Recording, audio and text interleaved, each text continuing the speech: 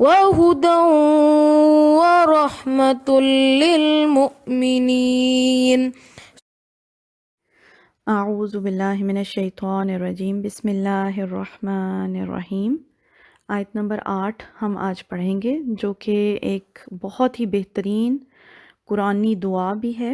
اس کو زبانی یاد کر لینا چاہیے۔ میں پڑھتی ہوں۔ ربنا، اے ہمارے رب، لا تزغ قلوبنا، نہ تو ٹیڑھا کر ہمارے دلوں کو، بعد اذ ہدیتنا، اس کے بعد جب ہدایت دی تو نے ہم کو۔ پچھلی آیت میں ہم نے راسخون فی العلم کے بارے میں پڑھا تھا۔ وہ لوگ جو دین میں سمجھ بوجھ رکھنے والے لوگ ہیں، علم میں پختہ لوگ ہیں، وہ کیا کہتے ہیں؟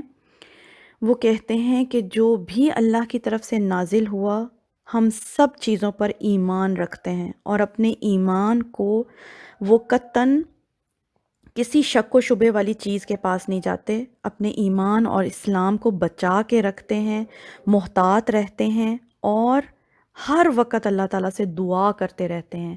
اور ان کی کیا دعا ہے؟ وہ کہتے ہیں اے ہمارے رب، تو ہمارے دلوں کو ٹیڑھا نہ کرنا، کیونکہ انسان کا دل رحمان کی 2 انگلیوں کے درمیان ہے۔ نبی صلی اللہ علیہ وآلہ وسلم نے فرمایا، انسان کا دل رحمان کی 2 انگلیوں کے درمیان ہے، چاہے تو اس کو سیدھا کر دے، چاہے تو اس کو ٹیڑھا کر دے۔ تو وہ انسان جس کو جتنا علم مل جائے، اس کو اتنا ہی زیادہ محتاط رہنے کی ضرورت ہے۔ تو دین میں سمجھ بوجھ رکھنے والے لوگ سب سے زیادہ ڈرنے والے لوگ ہوتے ہیں اور محتاط لوگ ہوتے ہیں، اور وہ ہر وقت اللہ تعالیٰ سے دعائیں مانگتے رہتے ہیں کہ اے اللہ، تو ہمارے دلوں کو دین پر جما دے، ہمیں ہدایت دے دینے کے بعد ہم سے واپس نہ لے لینا۔ اور نبی صلی اللہ علیہ وسلم ایک دعا بہت کثرت سے مانگا کرتے تھے، یا مقلب القلوبی ثبت قلبی علی دینک، اے دلوں کو الٹ پلٹ کرنے والے، میرے دل کو دین پر جما دے۔ تو نبی صلی اللہ علیہ وسلم جب کثرت سے یہ دعا مانگا کرتے تھے، تو ہمیں بھی کثرت سے یہ دعا مانگنی چاہیے۔ نبی صلی اللہ علیہ وآلہ وسلم نے فرمایا، انسان کے جسم میں ایک لوتھڑا ہے، اگر وہ بگڑ جائے تو سارا جسم بگڑ جاتا ہے، سنو وہ دل ہے۔ تو دلوں کو دین پر جمانے کے لیے یہ دعا بہت ضروری مانگنے کی ہے۔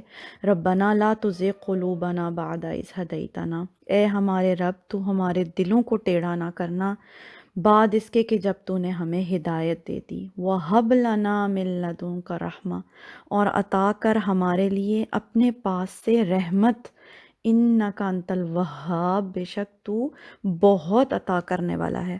اللہ تعالیٰ کی جو یہ صفت ہے الوہاب، یعنی بے انتہا عطا کرنے والا، ہر وقت دینے والا، جو بغیر کسی صلے کے انسان کو عطا کرتا ہے۔